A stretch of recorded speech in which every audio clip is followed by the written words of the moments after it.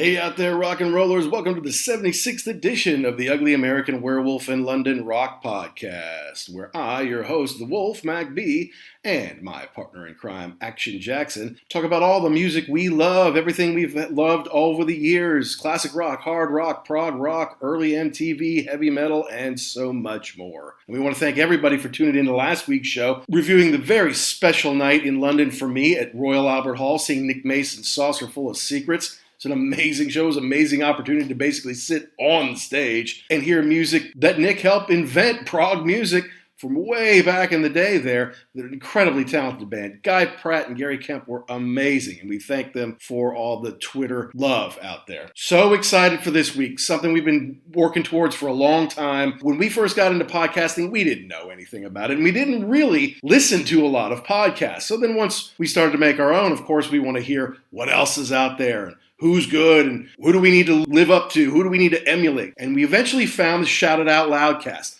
hosted by Tom and Zeus, a couple of guys out of Boston who love talking KISS, and they're funny. They have a really fun show, and I discovered them a little more than a year ago and started listening, and I've been an avid listener ever since. And those guys are not only great show hosts, but they're really good to their fans and listeners. They interact really well on social media, and they're very good at communicating with them and encouraging them along the way, and that was no different for us with them. So once we became a part of the Pantheon Podcast family, which is a network of 100 amazing shows, and you should really go check them out at Pantheon Pods or pantheonpodcast.com. And we've been on a couple of shows. I've been on This Day Rocks, on Vintage Rock Pod with Paul. I've been on Jay the Hook Rocks when I won his Best Album Ever Bracket Challenge. And we're going to have both of them on the show at some point, we're hoping. But today, we have the Shout It Out Loud guys on. We had Tom and Zeus come on the show, and we talked about Revenge, the 1992 album that, by most KISS fan standards, is the best non-makeup album. It came out at a very important time in our lives, 1992, right before the end of our freshman year, going into sophomore year of college. And of course, we saw KISS on the Revenge tour in Daytona. So we wanted to talk to the Shout It Out Loud guys about that. It's pretty cool. We're actually all the same age. We all graduated from high school at the same time. We were in college at the same time. So we relate really well to each other musically in that this music was released and the music we were into all came out at the same time in our lives. Now, we didn't necessarily go track by track because if you want to go track by track, the Shout It Out Loud guys have a great Revenge episode that you can go ahead and tune into. We don't want to be just like them. Instead, we were just kind of talking about the time in our lives that it came out and a little bit about our experience being able to see them live. And then talk about, how does it fit into the landscape of KISS? How does it fit into the landscape of music in the 90s and beyond? And just share some great stories with these guys. They're hilarious, and we had a heck of a fun time with them. I think you're really going to enjoy this show. Now, as usual, we want you to download and subscribe wherever you get your podcast, be it Apple, Amazon, Spotify, Good Pods, Google Play. You can check us out on YouTube, wherever. And also, check out the Shout It Out Loud guys. They tweet at SIO Loudcast, and you can also email them at shoutitoutloudcast.com. And check out their website. They got a killer new website that not only links to their store, things like that, but they've got all their episodes, they have all their rankings, and they've got information on their friends' shows on there. That's shoutitoutloudcast.com. Definitely go check that out. And of course, if you want to communicate with us, Twitter's best, at ugly_werewolf or at actionjack72. So I want to go ahead and jump into it. We had so much fun with these guys. It was so cool to have them on. We had a great time talking about KISS, talking about being back in college, talking about getting loaded and talking to Ace Frehley posters in the middle of the night. I think you're going to like it. So buckle up, folks. It's me and Jackson talking with Tom and Zeus of the Shout It Out Loudcast right here on The Wolf.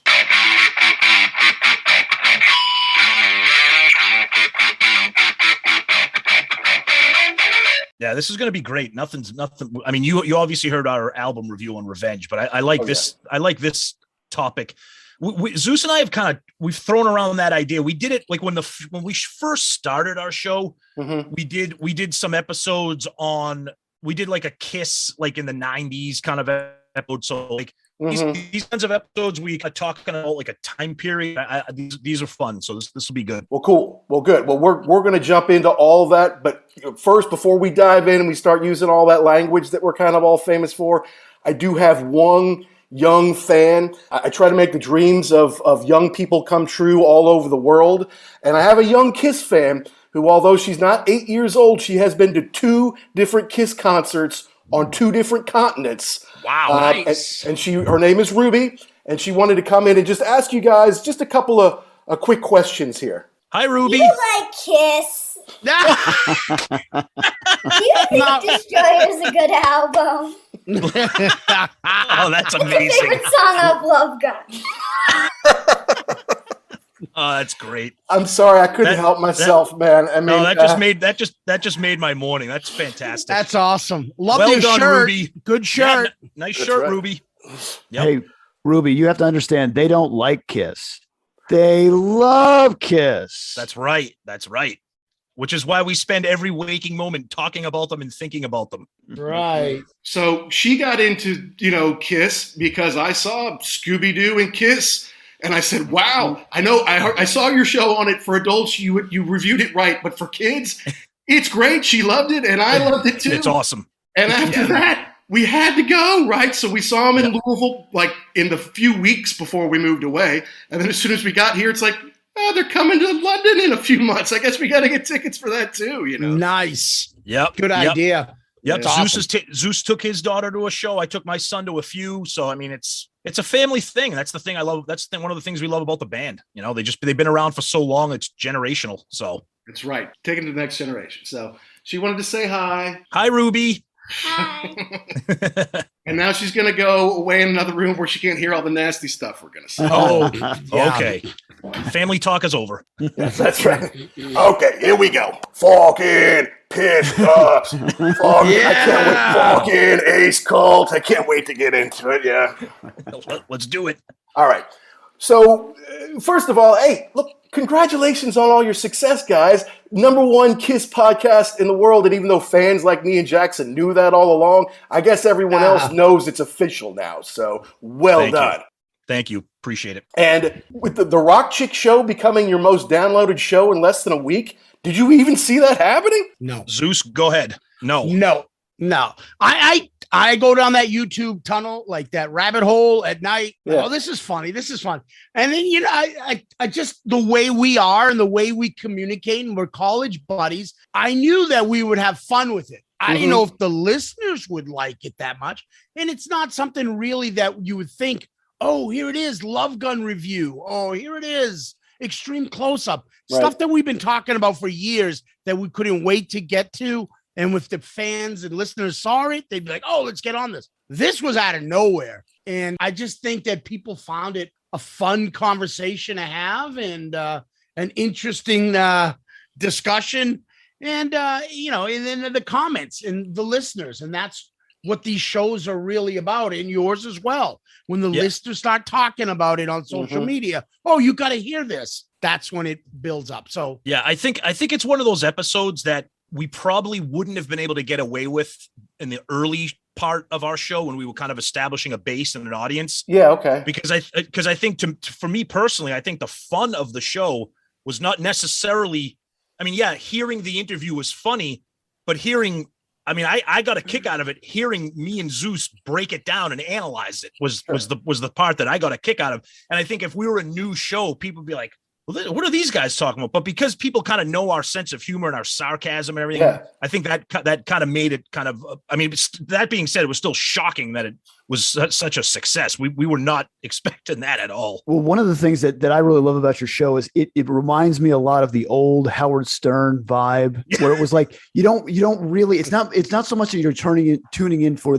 what you guys are posting. Like, we're going to talk about this today. You just want to like be part of it and hang out. It's like you're listening in, you're coming in on a conversation and you just want to, and just feel like you're part of something. Yeah, thank you. That's exactly that. We say this all the time. It's exactly the kind of show that we wanted, where we can kind of just create a community, jump on and listen. Even if you're not a fan of KISS, even if you're not a fan of, whatever, you can just be part of the entertainment, and that's why we try to do the same thing with social media, like you guys are doing. Keep that social media base going, get people involved, feel part of the show. Yeah. And, and it takes a life of its own. So, yeah. And then really the cool part is if you can have somebody that says, like I had a coworker of mine who listened to the show on Led Zeppelin 4, and he said, I hadn't listened to that record in probably 20 years, pulled it out, put it back on, remembered how much I loved it. Well, then, we're doing our job then. Exactly. That's a great point too. Yep. Yeah. So no, that's awesome, and you deserve all that success.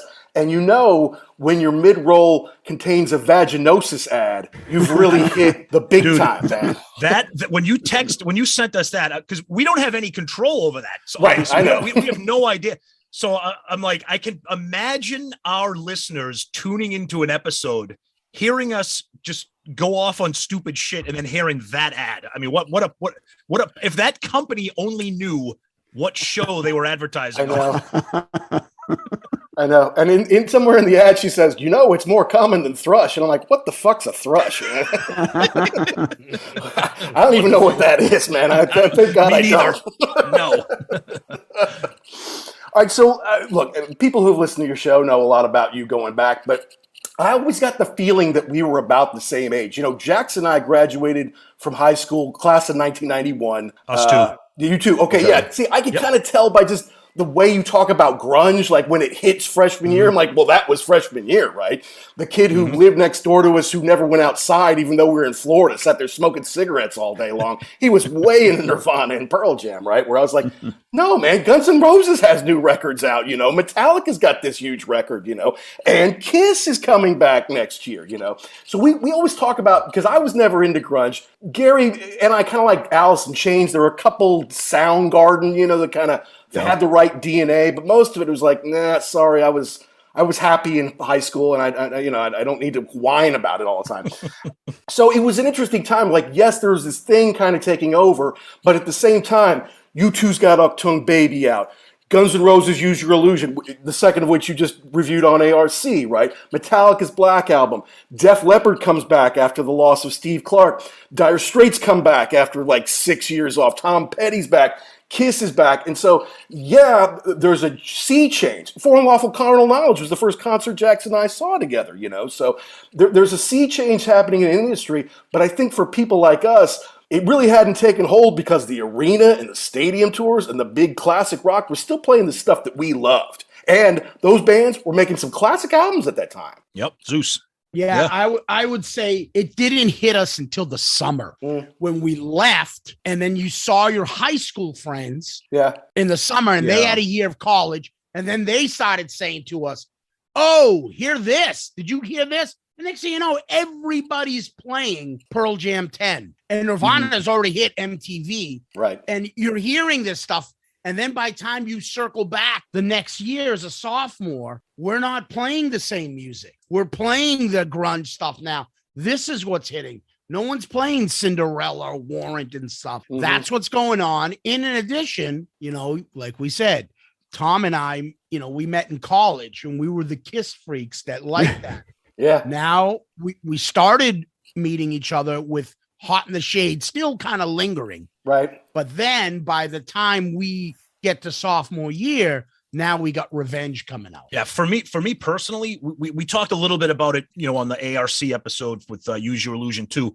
For me personally, and I'm sure Zeus agrees, it was a perfect time for music for me, because you were still enjoying some of those late 80s hair metal albums. We're grunge guys, so we were on board with Nirvana, Pearl Jam, Alice in Chains, STP Core.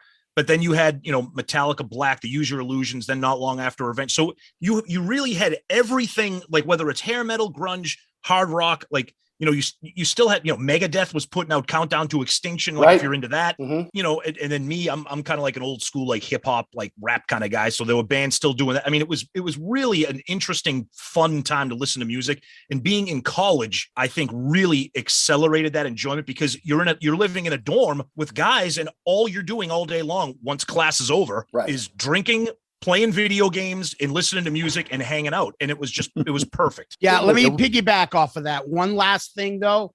So there was also, I don't know if you guys had this. There was this thing where you could just order 12 CDs for the cost of one. Yep. And I had this gimmick thing going with my buddies, how stupid I could come up with the name, and would they still deliver me CDs? Yep. I had Ziggy Marley. I had Chode Piandas, right? Jorge Plantes was my favorite name. My friends all knew all the stupid names.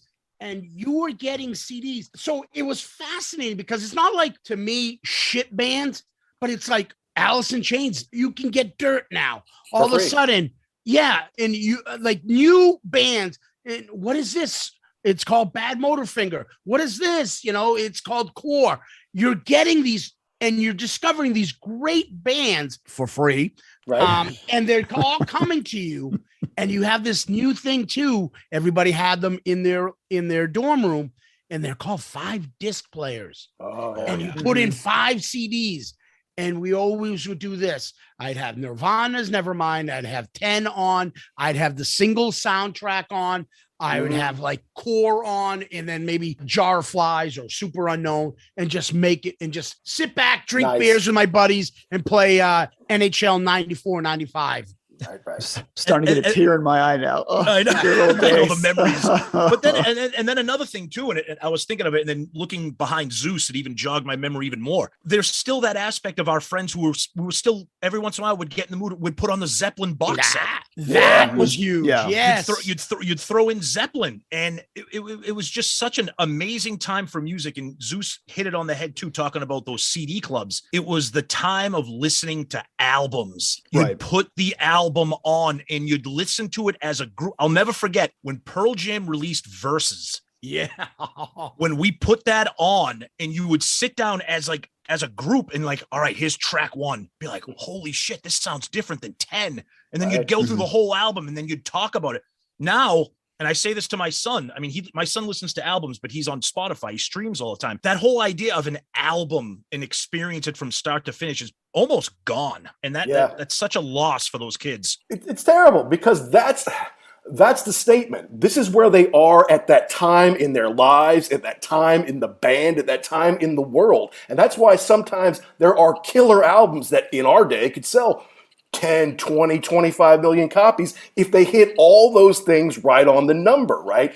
Whereas now it's so disposable, and you download it. A lot of people still do it for free, or you download it and you delete it, and it's not the same as it was for us. Like, we would save our money and wait for the thing to come out, and then we would buy it, and then Jackson and I would listen to it over, because I just blew $15, which in 1991, I don't know, it's like $40 today. I'm like, I'm not spending $40 on a CD today, right? So you're going to listen to it.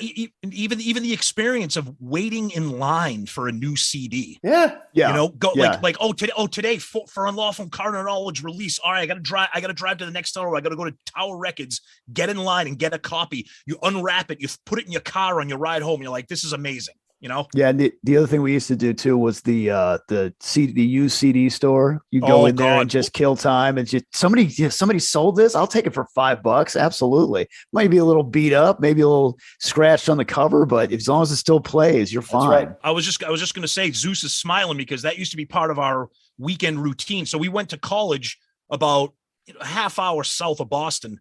So on the weekends we would drive into Boston, and there were 2 places. There was Nuggets and Planet Records were 2 of the big ones. And like Gary said, they were just loaded with people selling their CDs, or they were imports, or they were cutouts from distribution centers. And you would just flip through, and you'd be like, holy shit, did you see, look at this Pearl Jam album. It came from France, and it's got these songs I've never heard of. Or I mean, talking about Revenge, that's where I ended up getting Revenge. I actually got, it was like a distribution. It belonged, I don't know if it belonged to a radio station or something, but it was cut out, and it had like a special sticker on it. And I was like, oh, look at this. I have a special version of Revenge. Nice. That's how I got Super Known. It has like that cut on that CD. They were like radio releases or something like that. And you're right. I mean, they always had those CD singles too. Which are now considered classics. Yeah. But I would run out and buy those Pearl Jam and Nirvana specific CD singles, because they would have tracks that you would be like, what the fuck is this? I've never even heard of. What's Yellow Ledbetter? Oh my God. and you'd open it up and you'd be like, all these unknown tracks. And it was like discovering stuff.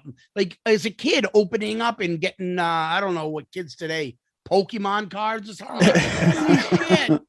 That's what it was like. No, but so that's 2 memories for me. One is, it was on a Monday night in September of 91, our freshman year. For whatever reason, records came out on Tuesdays back then. Yes. So my buddy Chris, who had a car freshman year, drove us 40 minutes or half an hour to the beaches so we could go buy Use Your Illusion 1 and 2. And I remember the guy's after midnight, right? And he comes on the loudspeakers like, you only have 20 minutes left to buy your Guns N' Roses albums, because that's the only reason anyone was there. But the second one was not long after that. I went to Park Avenue CDs across the street from our college, and I found Kiss Alive 2 used and discarded for like $12 or $13. Now, there was a little schmeg on there for the beginning of side 1, but you get through that after 2 minutes and then it's fine. Neither of us had a Kiss record in our collection before that. So that's how although I liked Kiss, I had Kiss Exposed on VHS. And I liked that. For different reasons. Yeah, well, right. But, and I had followed KISS through the 80s because, I remember vividly on MTV when they took off their makeup when we were like 9 or 10 or whatever. Yeah. And then you would see them every once in a while. Oh, KISS has got a new video. And then they hit #1 with Forever. I'm like, well, good for them. So then when I saw that Kiss Alive 2 and it had all those great songs from Destroyer and Rock and Roll Over and Love Gun, I'm like, okay, well, let's get into this, Jackson. Let's see what it's all about. And we loved it. We fell in love with it. And then that's really what started to build on us for KISS. Nice. Yeah. I mean, for me, I'm sure you guys have heard our stories, our origin stories. We've been KISS freaks since we were little kids, and kind of segueing into the 90s. My first KISS show was Hot in the Shade, 1990. Okay. And at the time, me and my best friend from high school, we were full blown into hair metal, some of the heavy, quote unquote, heavier hair metal, but we still listen to Poison and stuff like that. By the way, if you weren't aware, Poison takes a beating on Shout It Out Loudcast. I'm okay with that. Yeah. I'm all right with that. So, and then we went to college, and as we talked about previously, at the time you're just so enveloped into that new music scene, the grunge and stuff, but you start to hear about Revenge, because again, that was the other thing that was kind of magical about that time. There was no internet, so you'd hear the radio stations, the two rock radio stations in Boston. You'd hear about, they do like news segments and be like, oh, KISS, they talk about obviously the horrible passing of Eric Carr and the new drummer, and be like, oh my God, Eric Carr passed away, all this stuff. New album coming out. What's it going to sound like? So that it was for me as a KISS fan and for the band itself, it was a very transitional time for us to kind of get back on the wagon of the KISS music. I'm sure Zeus is kind of the same. Yeah, I would say the same thing. I mean, we had our own type of music. I got into 90s country at the time too. So I kind of went in that direction. The Garth Brooks and all that stuff was coming out and becoming big. Which was huge. But yeah, it was. And Tom had his hip hop. I had my country. We both had like the grunge and hard rock kind of stuff in Zeppelin, but KISS was our two thing, like me and him. Now there were people around us that, oh, I know KISS or whatever. But when KISS come on, it'd be like our own little private joke, our own little private thing. And then what we did is, because I don't know if you can tell, we're both a little bit loud personalities. So by junior year, we got to get all our idiot friends and we got to be put in a suite. Nice. So a huge suite, other than a dorm room, which was hallways and small rooms off the side. This was a suite which had a central area where we all pooled our money together and went to Rent-A-Center and grabbed this huge ass screen TV. Nice. And got couches and everything. We'd drink and sit there. And what would happen is all day long, somebody would have like certain movies playing all day long. We would have Slapshot, Breakfast Club. What else, Tom? Animal House, Caddyshack, Revenge of the Nerds, things like that playing nonstop. And then when Extreme Close-Up came out, oh boy, all day long, we had people that didn't even like KISS that knew that show, knew Extreme Close-Up like inside out, because we would play it and then we would break it down, analyze it just like we do on our show. Oh my God, this is where Gene sounds like he's about to burp. And then a bum came in and it was Ace. Like that's the stuff that we got into in our personalities, and we started picking apart stuff. So now by this point now, Revenge, Extreme Close-Up, Exposed. We've got this stuff playing nonstop without parents around, living at a college place all throughout our lives for the next couple of years. So that's how KISS came in.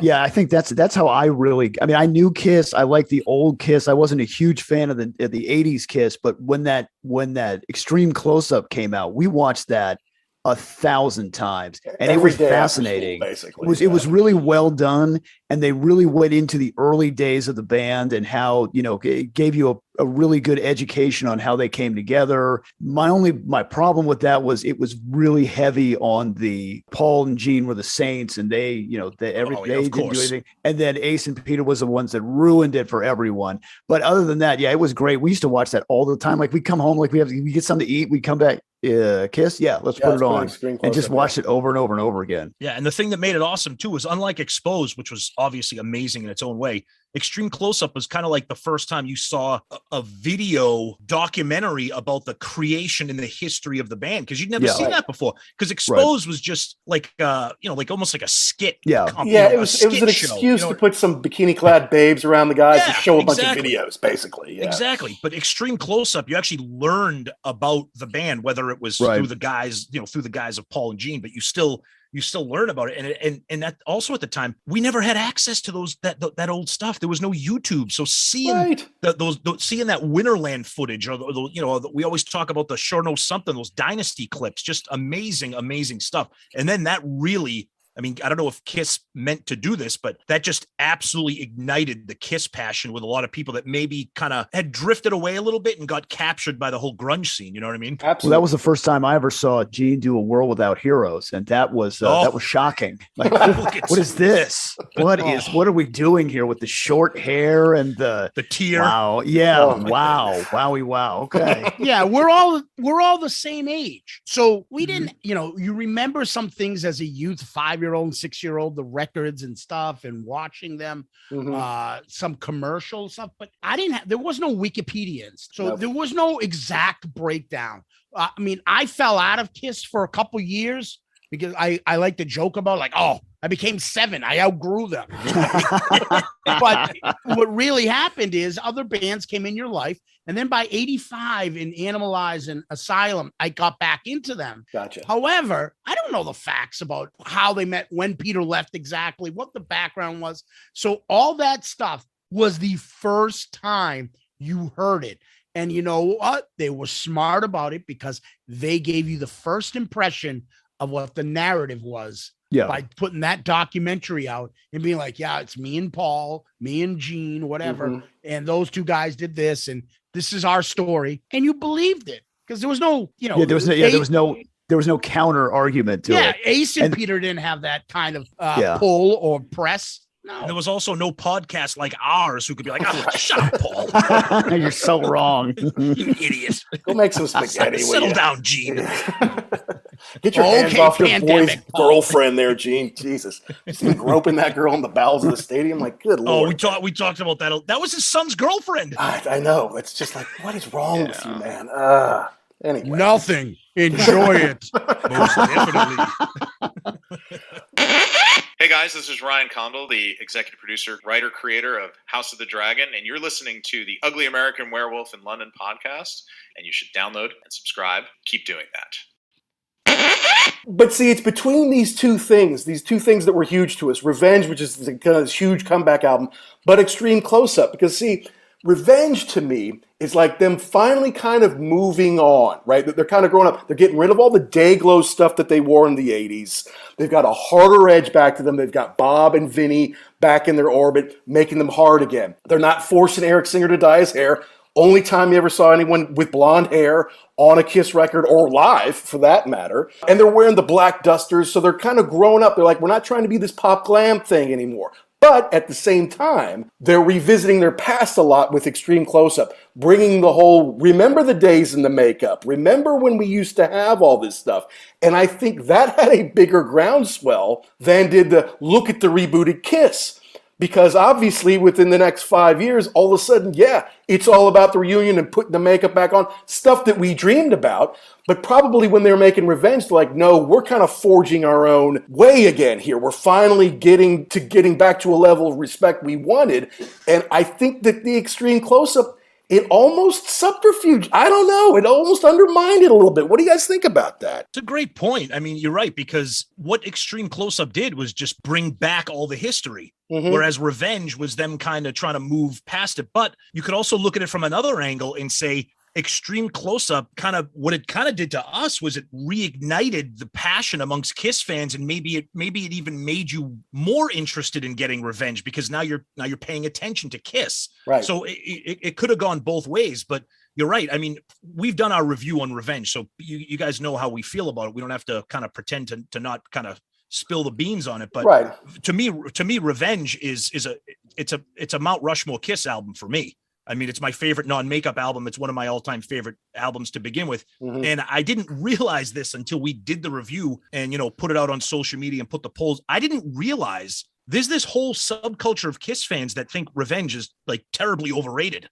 That blew me away. That blew me away. I learned that from your show for sure. Yeah. That blew me away. And I'm like, wow, that's shocking because the production on it, I mean, is every song a home run? No. The production's fantastic. The songwriting's fantastic. It's Bruce Kulick's best album, in my opinion, which is saying a lot because Bruce is ridiculous. Bruce is unbelievable. You got Vinnie, like you mentioned, Vinnie writing the songs. You got the Demon back with Unholy. Mm-hmm. I mean, it just hit it out of the park for me. And I remember hearing that album was like, oh my God. And one of my biggest regrets as a KISS fan, not seeing them on the Revenge tour. Oh, I did go to the KISS. I did go to the convention tour in Boston, 1995, with our buddy Murph, who you've heard on our show. Oh, sure. I did go to the convention tour and see that Unplugged, that little fan-friendly Unplugged thing, but I didn't see the Revenge tour. You brought up a good point, Tom, about how, and I hadn't heard this record for a while, and I went back and listened to it for the show. Bruce Kulick is criminally underrated as a guitar player. Like he can do anything, anywhere, anytime, but he's very understated. Yeah, but I mean, he can just flip the switch. Yeah, he really plays well on this record. And I'll tell you, when we saw them on the KISS cruise, we saw his band with Todd Kearns and them. Yeah, watching him dig in and play some of those Revenge cuts, like Paralyzed and Thou Shalt Not. It was just, I mean, you heard our cruise review, I hope, and it was absolutely mesmerized. Bruce just still has it. And he seems like a great guy too. And congratulations on having on your 100th show. Oh, thank you. He's amazing. I'm sure you're going to have somebody special on your 200th show. Don't put any pressure on us. I was going to agree with you there. By the way, I'm recording this now. I'm going to keep it in the vault for 6 months because you are going to be our 100th show. Nah, I'm just kidding. We'll get this out as soon as we can. Yeah. Oh, I'm sorry to hear you didn't get to see them live on that show. I mean, on that tour rather, because Jackson and I did, and we saw them in Daytona Beach, which is only maybe an hour away or an hour and 20 minutes away. I looked it up, Jackson. It's the only time KISS has ever played Daytona Beach, which isn't really a shock considering Daytona Beach is just a bunch of strip clubs. Is really all it is. Yeah, I was very, very when they said, okay, KISS is coming. Okay, cool. To the arena, right? No, to the Daytona Beach Ocean Center. I didn't even know that was a thing. I don't know why they played there. And we got there and was like, I mean, after dark, if you're not at the strip club, Daytona's a pretty dead place. Yeah. So it was very interesting to see. They had, who else did they have with them? They had, I'm looking but this up Faster here. Pussycat was second, but your boy from Trickster was on the bill. Trickster. Yeah. When we had PJ Farley on, he talked about his experience opening for KISS on that tour. Yeah. Yeah. And so it wasn't huge. It was like an arena with no upper deck. So maybe it was a 10 or a 12,000 seater. And we had GA, so we could kind of push our way up. But we'll get into that in a little bit. I want to talk a little bit about just in that freshman and sophomore year, a lot kind of happened. So I talked how we we came into possession of Alive 2 and we loved it and we listened to it back and forth. It was, October, November where Eric Carr died. And we didn't have TV in our room, but the common room had MTV. And I think it was something like on a Thursday, Freddie Mercury came out that he had AIDS. On a Friday, he died from AIDS. And on a Saturday, Eric Carr died. And of course, all the press was then about Freddie Mercury. Yep. And I'm like, well, that's kind of bogus. This guy's been in this huge band, just lost his life, and there's no press on it. And I remember even Gene, because I used to get Rolling Stone back then, Gene wrote kind of a nastygram to Rolling Stone. That's right. To say, like, you did not cover this man's death. And, I've always known you were bullshit, but this is bogus, man. And they, to their credit, they printed it in the magazine. Yep. But then, it's like, okay, well, then that's a changing of the guard. I don't know really what's going to happen there. You saw the God Gave Rock and Roll to You video from Bill and Ted's Bogus Journey. It had Eric in it with a wig. and we're like, okay, well, at least he got to do that. So then it's like, well, now what does KISS do? And then the answer was in the spring, Revenge came out, although I don't think we got to it till the fall, did we, Jackson? That sounds about right. The other thing about that God Gave Rock and Roll video to you is that it came out first before the record came out. I don't even think they were going to put it on the record. I think it was because it was the last thing that Eric did with that Carr did with them. Right. But they had flashback scenes in it. And it was all from the makeup years. They had nothing from the 80s. It was like that. What are you trying to say? Are you trying to say that maybe because if you watch that extreme close-up, they were not fans of Ace and Peter at that time at all. No. But then they're showing this flashback. Like, is there a mending of the bridge? Like, what's going on here? I just thought that was interesting. But yeah, to see Eric, and you didn't even know at the time that was the last thing that he had done to see. But then. Once you learn that, definitely got a lot tear in the eye when you watch that. Yeah. So I never got to see Eric Carr, but glad you did. Tom Zeus, did you ever see them in the 80s live? No, I only got my first KISS concert was a reunion with Tom. Okay. That was the first time I saw them. And so you can only imagine if this being your favorite band and you're seeing it with the one kid that is your KISS buddy for the first time experiencing it together. It was insane. Yeah. Yeah. So I missed out all on that. And the Eric Carr stuff, I remember reading because I still was getting those magazines, not weekly, but when, in between breaks in college, you'd buy a Hit Parader or a Circus, but you started getting them sporadically because now there are so many new bands. Like I couldn't keep up with it. And when you were out of the MTV loop back then, because we didn't have cable in our rooms, right? You missed out a lot. Yeah. And not having MTV around constantly and then coming back in the summer and turning it on, you're like, whoa, what the hell? You mean, Faster Pussycat isn't number one on most requested? Things have changed. So the Eric thing, I just remembered from the magazines. I'm like, oh, that sucks. But I wasn't enough in tune with the band and buying magazines every day to see and hear about his sickness and where he was at. And now that he passed, you're just like, oh, fuck. And then you heard about Eric Singer I recognized him from all the other bands he was in. Like, oh, that makes sense. Yeah. But it sucked. I mean, it was surprising too. I mean, I'll step back a little bit. It was like Zeus talking about Circus and Hit Parader and not having cable. I remember at that time, I got a lot of my music news from actually going to the record store, going. I remember Newbury Comics, which is like a regional thing here in the Northeast, New England, and then Tower Records.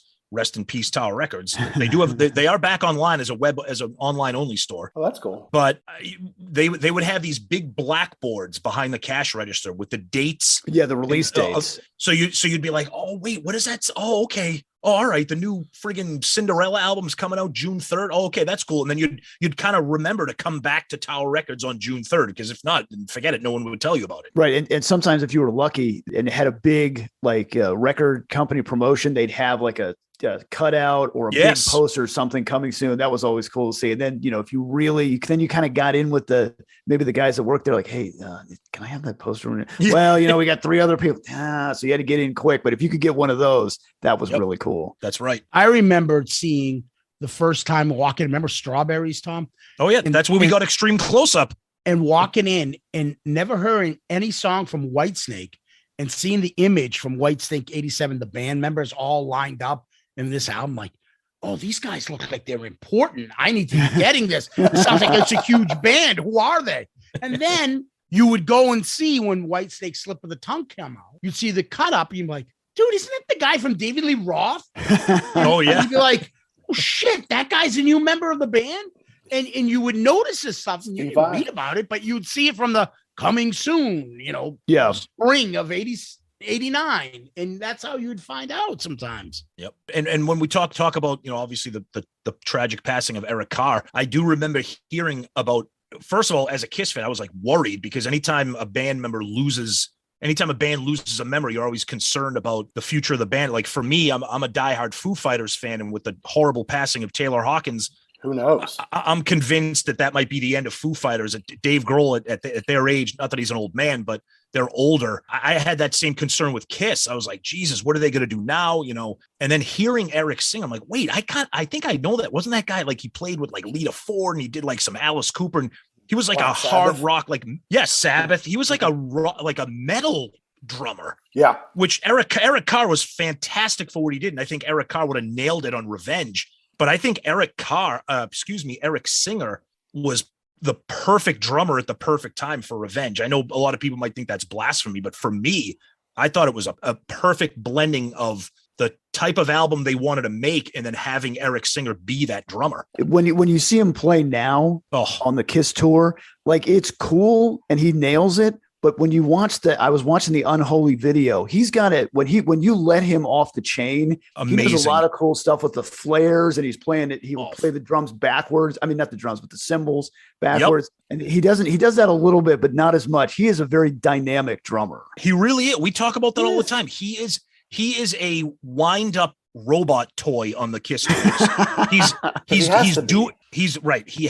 doing what he's being paid to do. And you're right. When you see that Unholy video or you see clips of that Revenge tour, he is a metal drummer. And you're right. The little extra things he's doing, like you said, like that little thing about playing the cymbal backwards, but twirling the drums around. He's not doing any of that shit on the KISS tour. He's folding laundry, literally, on the KISS tour. Literally.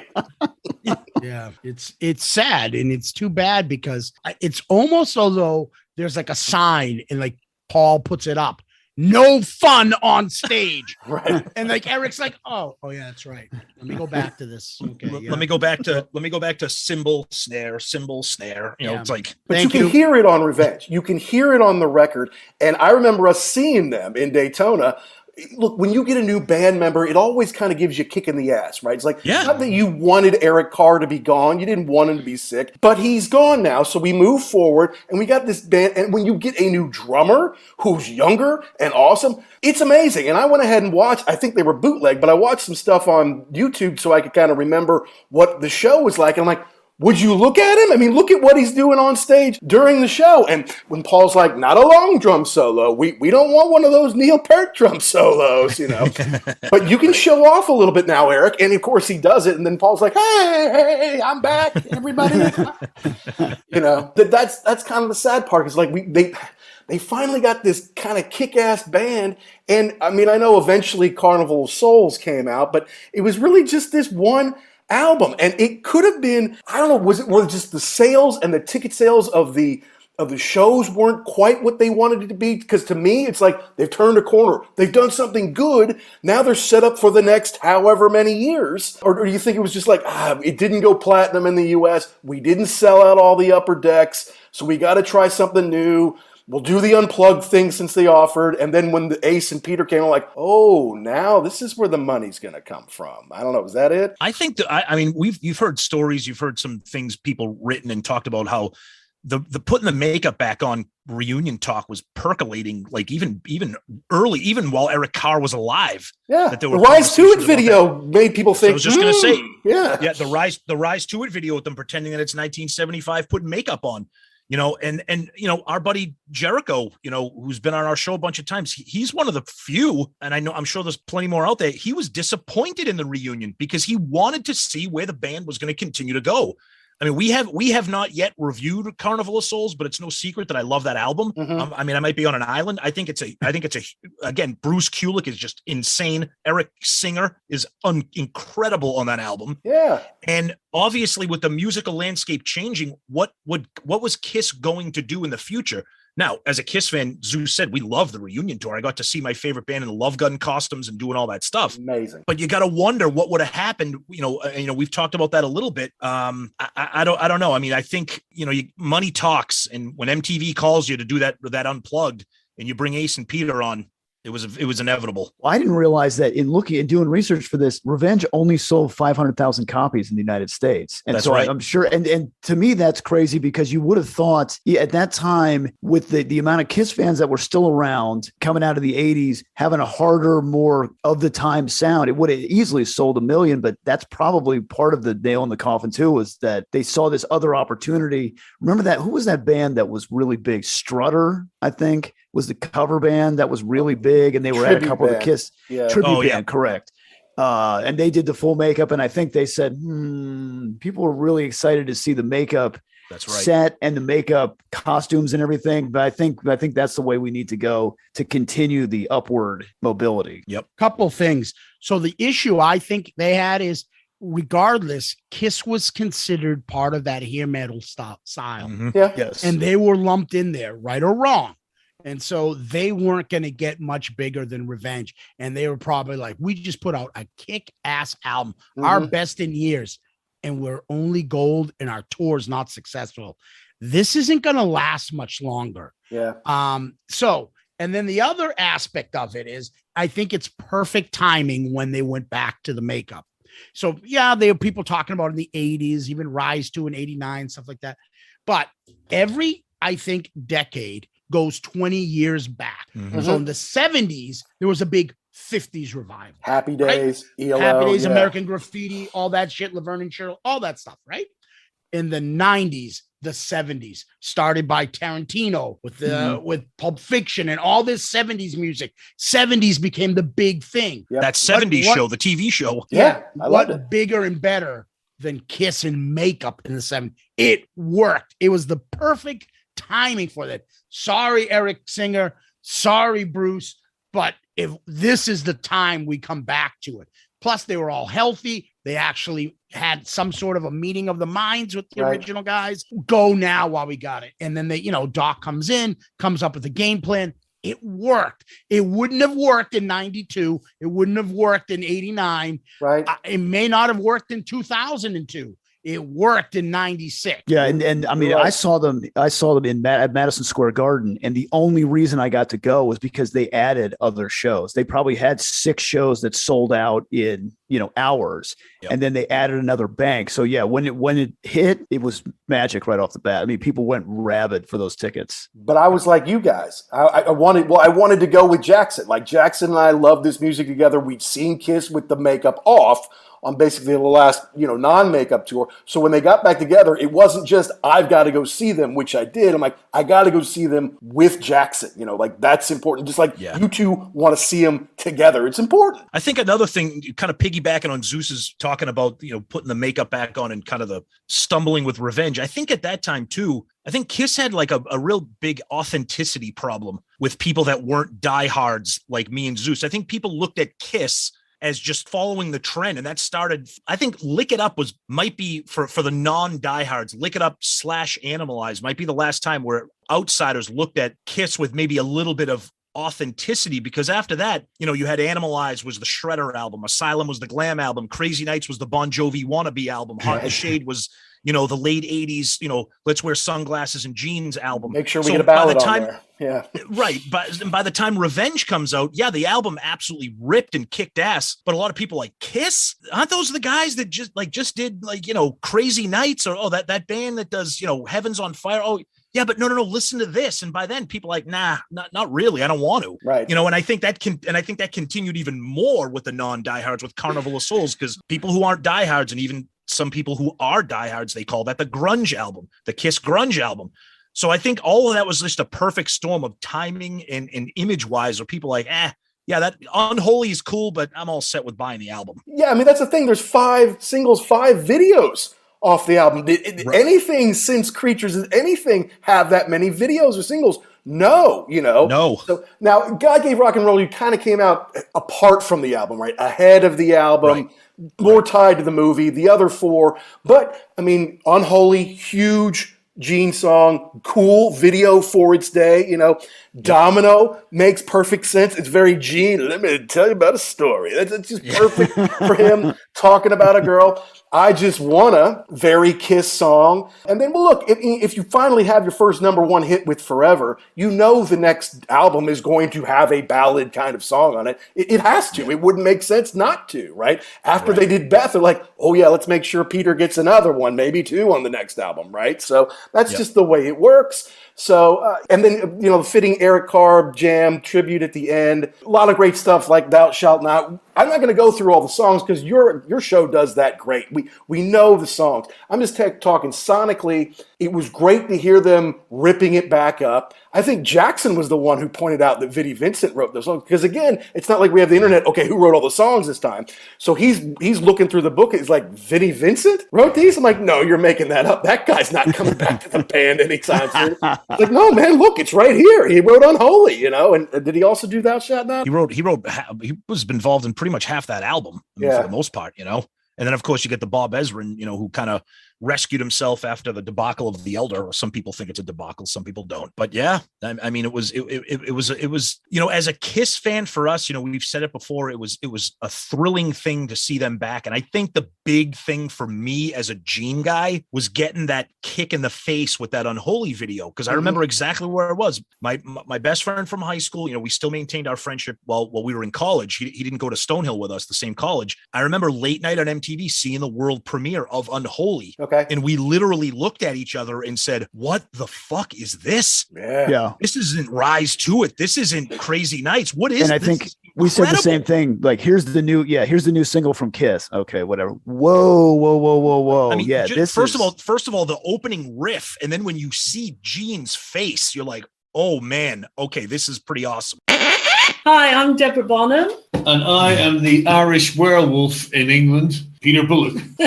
And you're listening to The Ugly American Werewolf in London. Yeah, let's move on. You know, we've talked about on this several times about there's no internet, you know, coming up. Because these days, generally speaking, I will look at a set list before I go, just because I want to know what's going to be on, especially for a band that I don't know super well. Like, I want to get a chance to try to listen to some of the stuff before I go to the show. Not an option back in 1992.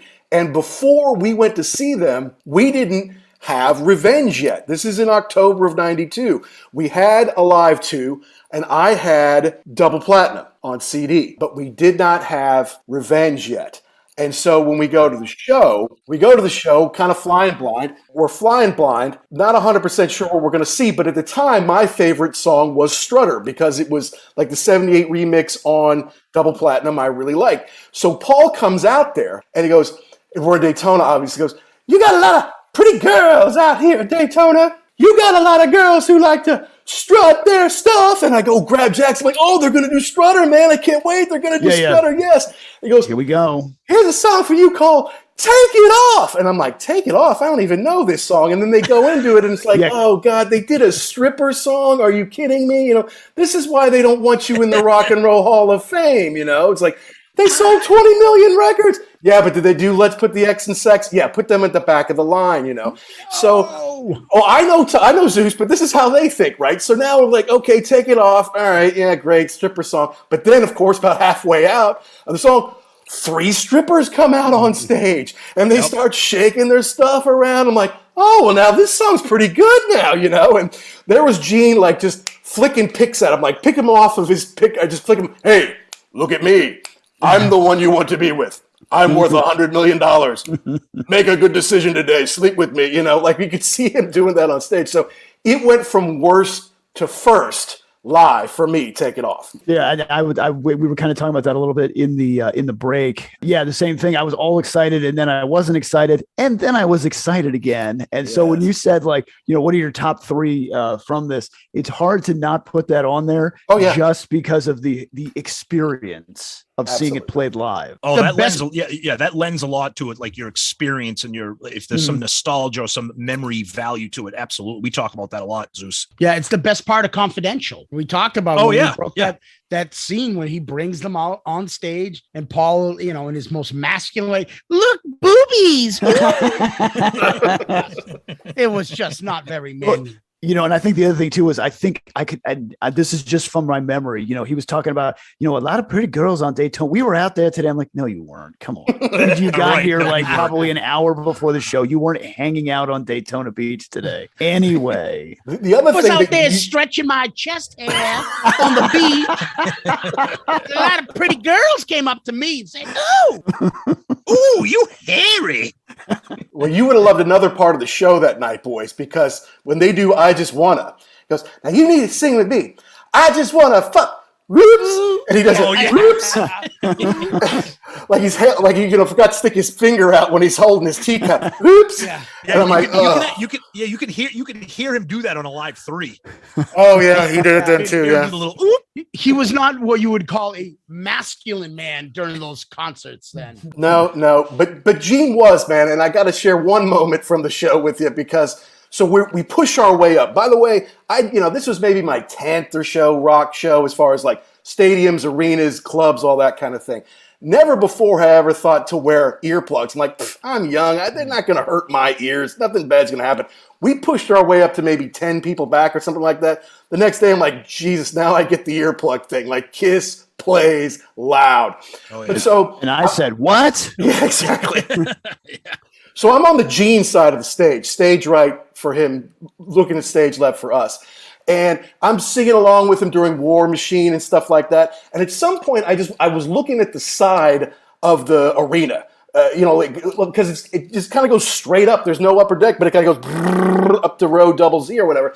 So I'm banging my head to whatever song it was, just looking there. And then eventually I turn back to the front of the stage, and there's Gene looking right at me going, at the exact same time. I go, oh, Gene just looked at me. And I'm like, Jackson, did you see that? He's like, I don't know what you're talking about, man. I want you to shut up. I'm trying to listen to the show. Still trying to watch the strippers. Yeah, we left 20 minutes to go. Well, I'm awesome. remembering. I mean, he was mocking me, but I thought it was awesome.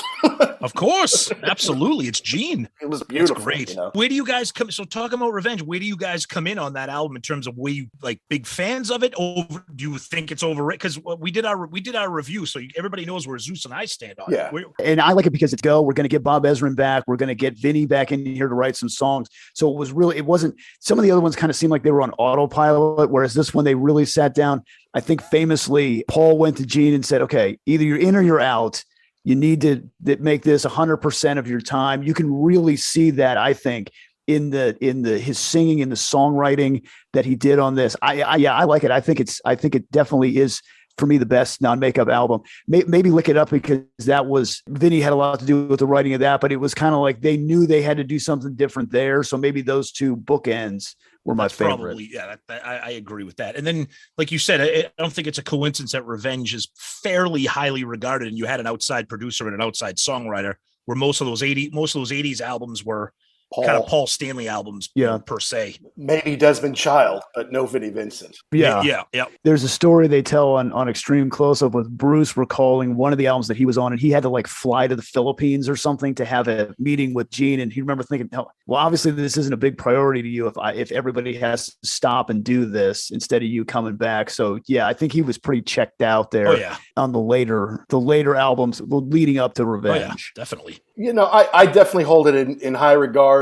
For me, it's the best of the non-makeup albums, but I don't know them as well as you guys do. And some of them I've really only heard, a couple times, like maybe while I was making dinner or doing stuff around the house. Like I haven't sat and intently listened to them, and that's why, I would love for you guys to do a show sometime, the best of the non-makeup, the double CD, with the first CD is all the hits, and then the second CD is all the deep tracks that we need to know about, that you guys know about, but the average fan, and trust me, to all of our friends and family, we're KISS-tards. But like compared to the folks who like listen to your show and like write in and stuff, we don't know shit. So, Yeah, the same could be said about us. We don't know shit compared to some of them. If you heard any of our trivia episodes, I love those though. I love those trivia episodes. Well, of course, Sonny Pooney's like, on what page of the Bible do they refer to this KISS lyric? It's like, is that ridiculous. It's like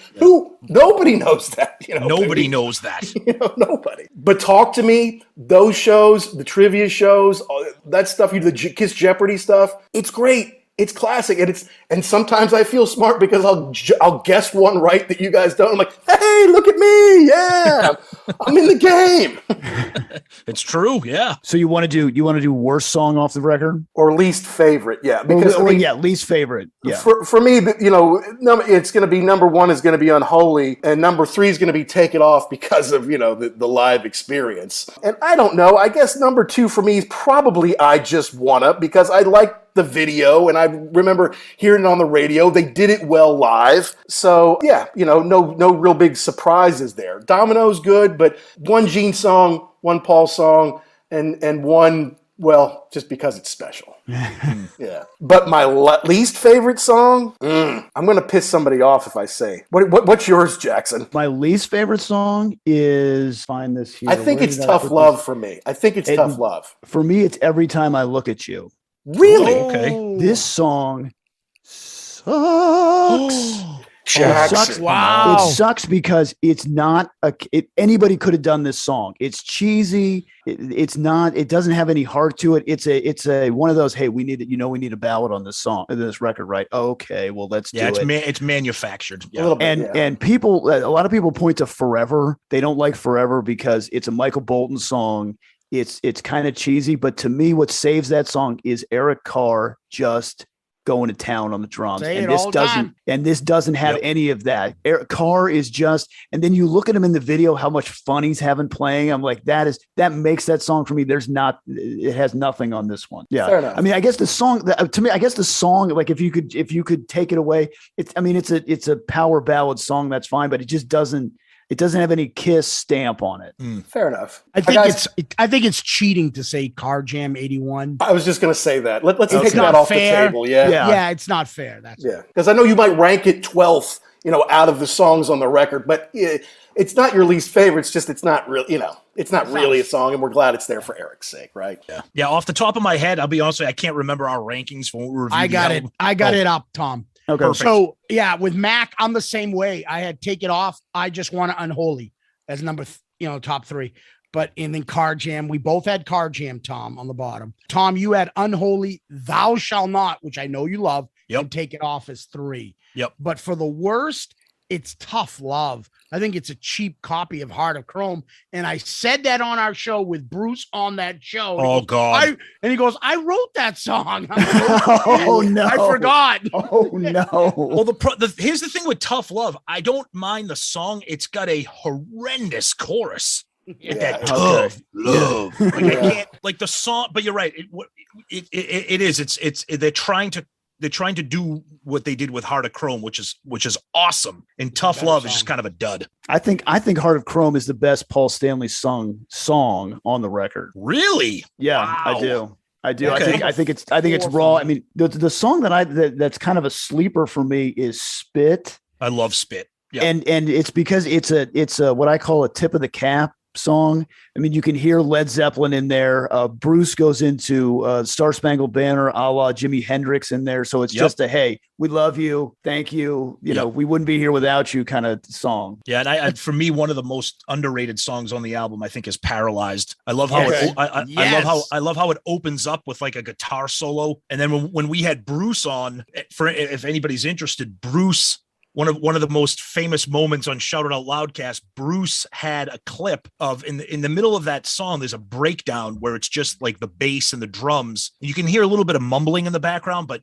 originally Gene wanted to do to that song what Rush did with Roll the Bones and have like a rap segment. Interesting. Goodness.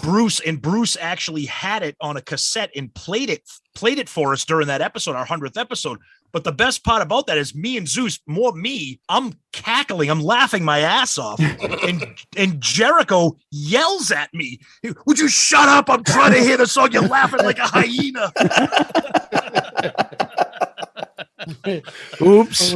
I was like, shut up, Jericho. He always yells at us. He treats us like we're his kids. But obviously, we love Jericho. But yeah, listen to Paralyzed. And if you hear that episode, he's like, because he told us the story. He's like, yeah, Gene wanted to put like a rap breakdown. I'm like, what? Terrible. That was another great show for you guys, by the way, because obviously Jericho's great. He's a high energy guy. You got JP on there too, which made it pretty fun. And obviously he had stories from being a trickster and being on the road with KISS. Yeah. But the fact that those two played a show and you two watched the full show and then you're back there like midnight, 2 a.m. Oh God. Yeah. With that was good incredible. Energy, man. You sounded great. I'm like, the easiest way for you all to do this is probably like after work, after dinner, like 7 to 9 o'clock at night. But that's midnight to 2 for me. And then it's like, I don't have any energy. It's like, yeah, and what's your least favorite song? I can't do it, but you guys were on it, so I got to give you kudos for that, because that's doing it right, man. Yeah, give it to them. They just performed. Exactly. And then they're like, we're all getting out of that place at the same time, because we're going to get on the bus right now. We're taking off at 4 a.m. So we literally all left. And they had all this energy. They had their Grey Goose and pizza. But like they were so accommodating, so much fun. And that's what you find in podcasting and talking about KISS. It doesn't get boring. Right. If it gets boring or you're boring, you're doing it wrong. That's your fault. Yeah, I agree. That's the thing about KISS. I mean, they've been around for almost 50 years. They've played every different style of music. They've had a ton of band members. The drama is endless.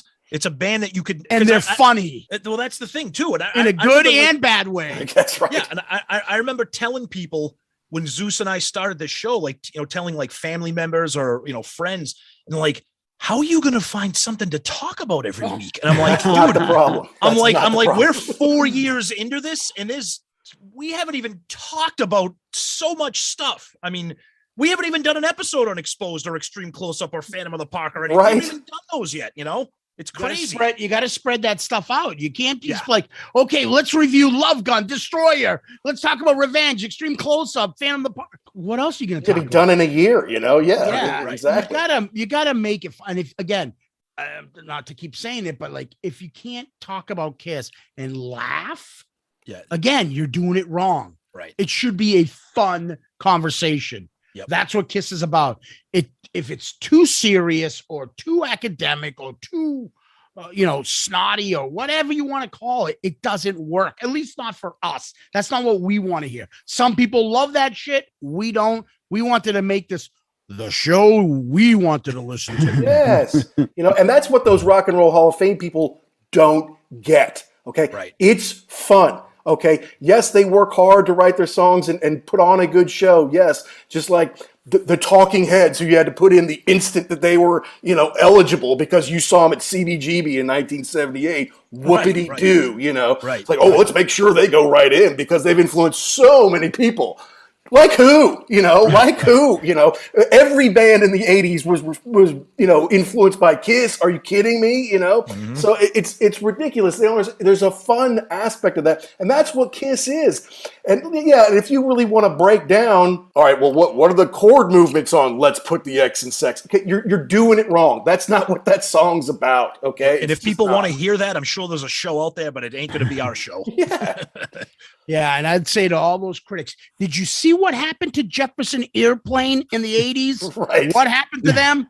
So I don't want to hear about critics and all that other bullshit. It's what do people like and how do they impact? And I don't know how many, I would say in rock and roll, honestly, from let's say the 60s on or so, KISS has got to be a top 10 easily influential band of all the bands that came in after them.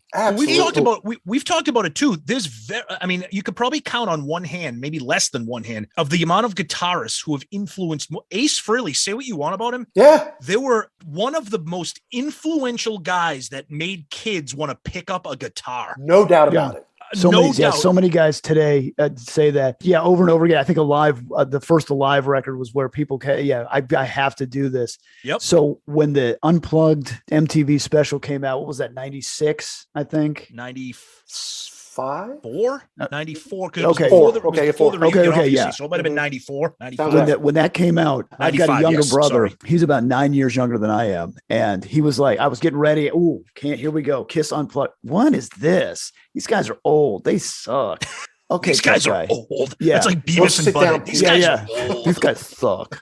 So I'm like, all right, tough guy. Who's the band? Who's the band that's going to go on forever? And he was like, Live.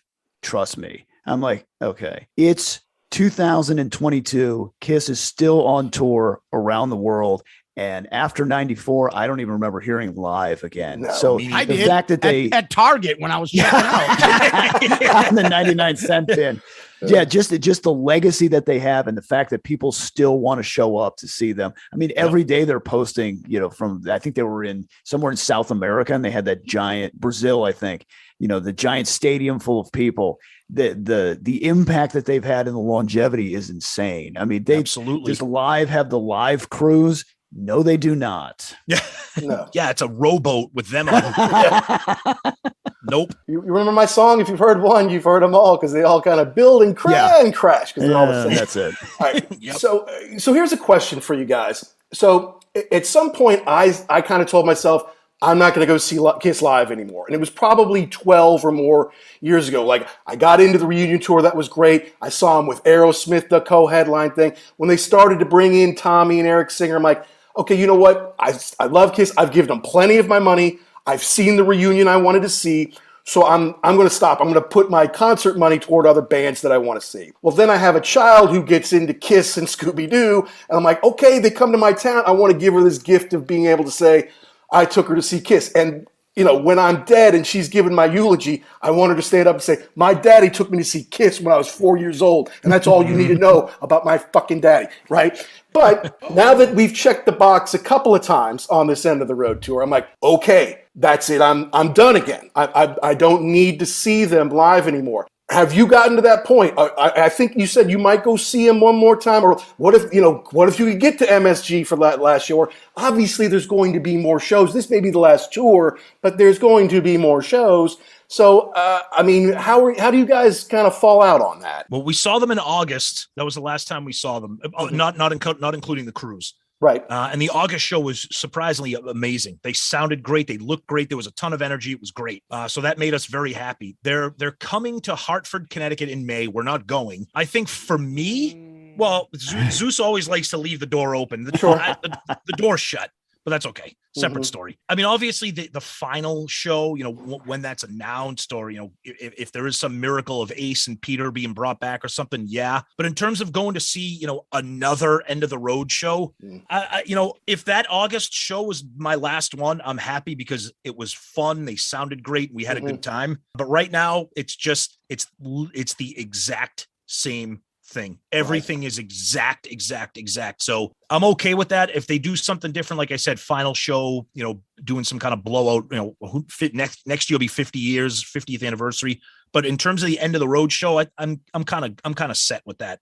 I'll see them because I'm a person of great FOMO. I can't miss out that they came and I didn't go to the last show, and then that's the show that they pulled out 15 deep cuts and played, and I didn't go, and I could have seen it, and I don't want to live like that. So if they come around, I'll probably see it again. But do I really want to drive to Hartford to see this? My kid has started to like KISS a little more. We brought her to see them at Mohegan Sun a couple of years ago, and it was like torture for the poor little kid. She wasn't big into it. Right. But now she likes them a little bit. So I'm kind of contemplating taking them to Hartford for that makeup date. So I don't know, but we're booked on next year's KISS cruise for now. Right. And obviously whatever show in New York, their last show, we'll try to attend. So, yep. What about you, Jackson? Have you seen them for the last time? I'm kind of in the same boat. I wouldn't see them again on the End of the Road tour. If they did something different, I mean, if the two of us could go and see them somehow, I think that would be cool. But yeah, to Tom's point, they're not changing anything up. It's the same thing over and over again. I saw them on the End of the Road in Jacksonville, and the crowd sucked. There was no energy. People were sitting down. I was the only one standing up, like, come on, let's go. And yeah, the show was great, but the energy was terrible. That was the Manchester, New Hampshire show for us right before COVID. It was February of 2020, right before COVID. That show sucked. The crowd was boring. The band sounded lethargic and dead. That was a bad one. Well, so, all right. Well, what if, all right, fine. That's it. We're going to put the makeup down, because they're saying it's hard to be 70 years old and have all this stuff on. So they could go back to the non-makeup stuff. Would you check that out? Absolutely. Instantly. I'd be the first one in line. Yep. Even with Tommy, they don't bring back Bruce. They're like, nope, the band is what it is right now. We're going with Tommy. I'd do it. Problem. Yep. Because it's something different. It's something. Are they going to let Eric really play? Well, yeah, Eric would love it. Eric would be so happy, I guarantee you. I'd love to see them take off all the makeup and go back and do something similar they did with that convention tour, where they're just sitting around playing half-ass requests. If we know the song, we'll play it. If we don't, we'll try it anyways, and we'll laugh about it if we screw up the lyrics. That was amazing. So I'd love to see them do something different. I know Zeus is convinced that eventually they'll do a Vegas residency type of thing. KISS is never going to go away. We know that. They're never going to go away. Right. As long as Gene and Paul are still alive. Yeah, no doubt. That's right. That's right. Any closing thoughts, or you got any final questions for the boys before we let them get on with their weekend there, Jackson? It was great to have you guys. Just kind of a wrap up here. So you would say that all in all, Revenge, take anything else away from it, take KISS away from it, take whatever happened after it. You think this is a solid rock record? No doubt. Absolutely. Yep. I think even KISS fans will enjoy this if they give it a chance, because a lot of people KISS. I don't know about that, but if you just put it on, it's kind of to me it's an undeniable rock record. I mean, it's it's not Appetite for Destruction or Back in Black or something, but it's a great guitar hard rock record. Yeah, I would say the same thing. Hard rock, not rock and roll. Hard rock. They still had their edge, and I think it stands up with one of the best of that era. Yep. Right? Yeah, absolutely. Yeah. All right. One more question, and this is a rabbit hole question. So you got to just bear with me here for a minute. Eric Carr never passes away in an alternate universe. He's on, he makes Revenge, same feel and everything. They go back to the makeup. They say, we're going to do this. Do they call Peter Criss, or do they have him put the Fox makeup back on, get Ace back? Because I think Ace was the easier get, and go from there. Zeus, you could take this one first. Yeah, I think they try Peter first, and be interesting to see if they go with a dual drummer setup and have Eric wear the Fox. Why not? Why sell 4 faces when you can sell 5? That's interesting, because they did that on the Unplugged, because Eric Singer never left. They just had another drum kit set up for Peter Criss, and that, who knows, that could have been if he falls flat, get in there and take over. But to have 2 that's an interesting thought I hadn't thought about before. 2 massive drum kits on stage, with Peter Criss on one and they wouldn't have 2 risers though. They wouldn't have had that, because that was a big deal when they got back together. It's basically it was the 78 and 77 with the big cats and it goes up. That was a big deal. So they weren't going to do 2 of those. Peter has his little dinky little pearl. Eric has that huge monstrosity. So Peter, you're going to have to appease him. His ego would never allow it to be equal with Eric. You'd have to be I'm an original member. So maybe you put him on the side of the look, you can fit there with your little drum set. You can be right in front. And then Eric's in the back. Paul's very sensitive. We talk about this a lot. Paul's very sensitive about certain eras of KISS and what memories and emotions they evoke. The Eric Carr makeup era of KISS was a dead era for the band. We love it. I love, Zeus hates Unmasked, but then you get Elder, which was a dud. Creatures of the Night, which most people love. Not an era that they would want to celebrate with the Fox makeup. So I would be shocked if they ever entertained that thought. Yeah, I'm with you there, because although they did well in Australia and places in Europe and South America, they were persona non grata in the USA, which is where they want to be big stars, and it's where their biggest audience is. So I get that totally. Yeah. Yep. So can you give us any hints? I mean, you never let us know ahead of time who's coming on the show or anything, but I know you got some great stuff cooking up. Anything you're excited about that you can kind of maybe give us some hints about on the show? No. Somehow I knew that was coming. No. We have our usual. We have a bunch of original series that we do. So we'll definitely have a Jeopardy coming up. We'll have a trivia one coming up, because we do them all the time. We just did our a box set disc 4. We just did what do you call it, Tom? I'm already drawing a blank. Album track number 4. May the 4th be with you. Yeah, that's right. Yeah, and we got an album review coming up. We got the album review crew stuff coming up, and we will have a Zeppelin Chronicles episode dropping shortly. Yep. That's awesome. Excellent. Love that show. Did you hear us talk to Deborah Bonham on our show? Not yet. No, dude, you know what? And I feel terrible when people ask me about I am so backed up on podcasts. Dude, don't worry about that. Yeah, I mean, I go through them all, because we have so many friends, you guys included, we got the grown up rock guys, we got the Potter Than Hell guys, we got you guys, we got Jay from The Hook. Well, Jay puts out too many. I can't keep up with Jay's, man. I've had that conversation with him many times. We love Jay, but yeah, it's so. I mean, I have a pretty good commute to and from work, but I can't listen to shows at work. Yeah. So it's just it's crazy, but I will bookmark that because anytime anybody's talking about anything Bonham, sign me up. So yeah. Well, I didn't get too many into the John Bonham questions because I really want to promote their new record is killer, man. And it came out on Friday. Yeah. But, we just got to talking a little bit. And it turns out when they first moved here to London, they moved half a block right around the corner from me, was their first apartment together. Like my neighborhood pub where I go in, I don't have to say what I want. I go to my table and they just bring me a Guinness. They let my daughter follow Alice around giving out napkins to people. That was their neighborhood pub. Wow. So I edited that out, but then at the end I left in, hey, maybe I get us a table at the Clifton sometime soon. And Deborah's like, ooh, that sounds really good to me. That's exactly what that was. Like their neighborhood pub in the 90s is my neighborhood pub here. So just a small world, you know what I mean? And you're buddies with Jericho now. I mean, a guy you used to watch on TV crushing people's skulls.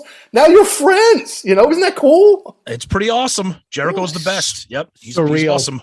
That's Yeah, right. Yep. Real. Well, thanks, guys. I can't thank you enough for this. It's been a lot of fun. You guys are the best. Awesome. Thank you.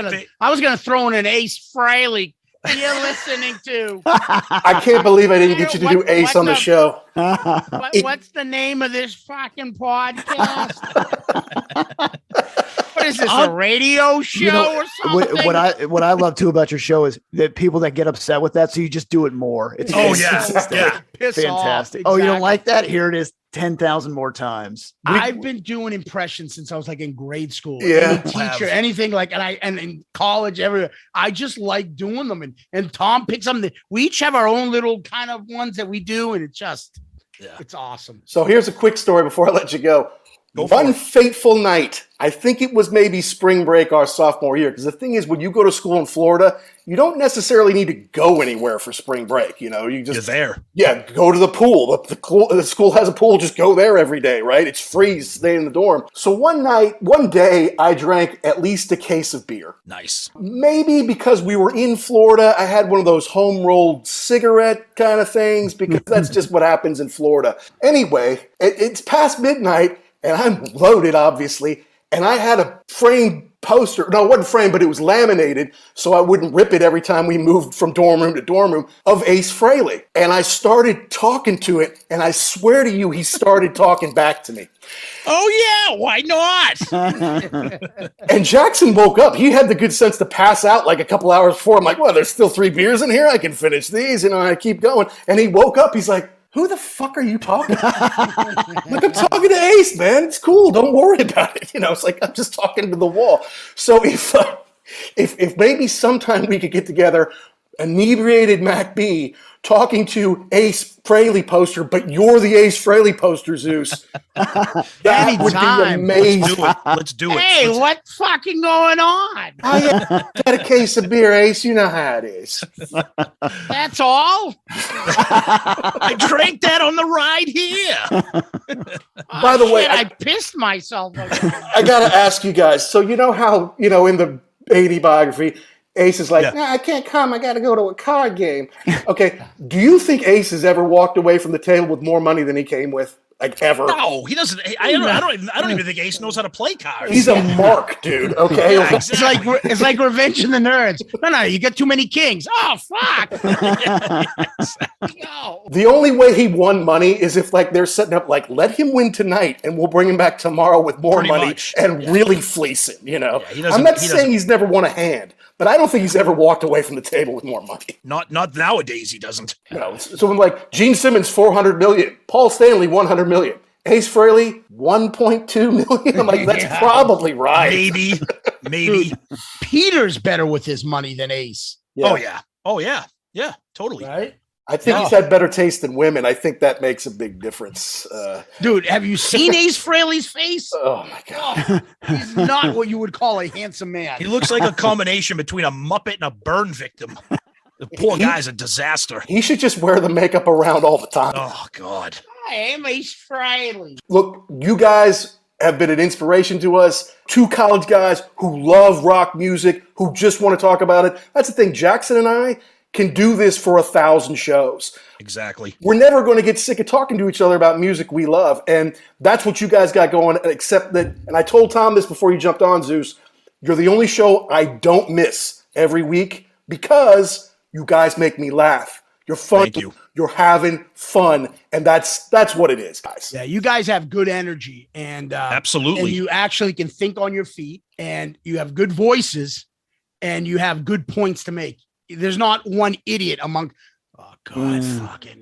Right. Oh, I have to listen to this one talk. Oh, take the mic away. Like, plus you guys have that years of chemistry like Zeus and I. And honestly, we've talked about this before. I subscribe to a bunch of different podcasts, different genres. It's the hosts that you keep going back to. Absolutely.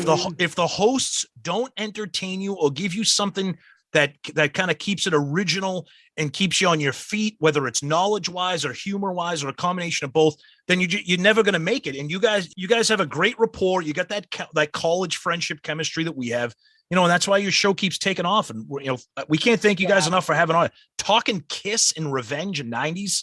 Beautiful. Thank you. Love it. All right, you guys are the best, man. We could do this for hours. Thank you so much for having us. We appreciate it. Thank you, man. Thank you guys. Let's just do it again sometime. And be healthy, Zeus. Hope you feel good. Everybody. Oh yeah, I'm fine. We're good. All right, we'll talk to you soon, guys. Thank you again.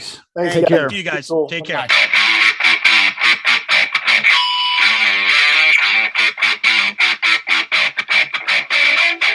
Oh, wow, man. What a fun time that was, hanging out with Tom and Zeus. Great guys, funny guys who have love and passion for KISS, for a lot of rock music. They got a few shows, Album Review Crew and the Zeppelin Chronicles. That was really a lot of fun. It's just like when we met Neil Poole from Def Leppard Pod the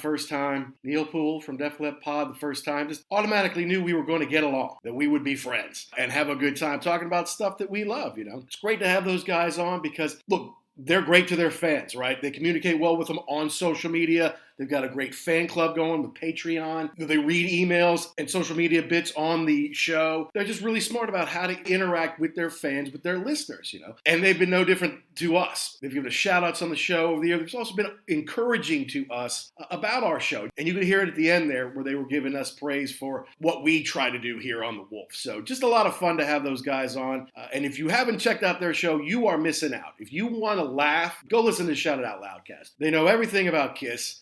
They have a lot of great guests on there, but most importantly, they're having fun. And when you need a break from your day, don't you want to laugh? That's what I want, damn it. And that's exactly what they give you, So all the best to those guys, and thanks for everything, guys. You're the best. And what happened is what I knew was going to happen. We were going to devolve into just cracking each other up and not even really talking about, we weren't even really talking about KISS. We were just talking about having fun growing up and being in college. We're the exact same age, basically, so we all get each other's jokes and sense of humor pretty well. Very cool of them to come on the show. And the fact of the matter is we didn't even really get into everything I did want to talk about when it comes to Revenge, especially the tour. The tour was special, guys, and it was different from most KISS tours. I know those guys will review that tour as they do all KISS tours. They got a rotation, they got a schedule going, but would love to have them back on just to talk about the tour because 3 songs from Creatures, opening with Creatures of the Night. Rock and Roll All Night is not at the end. It's kind of in the middle. Or, they don't open with Detroit Rock City. They don't open with Deuce. No big flashing marquee KISS sign behind them. They did have a big drop-down banner that said KISS all over it. But that's it. So it would be a fun one to talk about. Maybe we could have them back on to talk about first KISS concert memories, right? Because Tom was on the Hot in the Shade tour. Jackson and I were on Revenge. And then Zeus was on the reunion tour with Tom. So that would be fun to kind of compare those 3 shows and 3 eras of the band, because that's 3 different lineups for everybody, which is kind of interesting. So something to think about. Look, guys, we're proud to be part of the Pantheon Podcast family, and those guys, Zeus and Tom at Shout Out Loudcast, they are Pantheon Podcast brothers, as is Jay at The Hook Rocks. As is Paul on Vintage Rock Podcast. And there's so many other great ones. Check them out at Pantheon Pods or www.pantheonpodcast.com. And please subscribe and download to The Ugly American Werewolf in London wherever you get your podcasts, be it Apple, Spotify, iHeartRadio, Good Pods, Amazon, Google Play. Check us out on YouTube, wherever. And if you think about it, please give us a positive review. It just helps us find more great rock and rollers like yourselves. And if we get a hold of it, we might just read it here on the show. Next week, I don't even know what's coming up. We've got so many great things coming up on the agenda here. And we still got some more concerts to go to this summer that we're excited about. So you're just going to have to tune in next week to find out what it is we're going to be reviewing. But until then, guys, to all you rock and rollers all around the world, be cool and stay safe.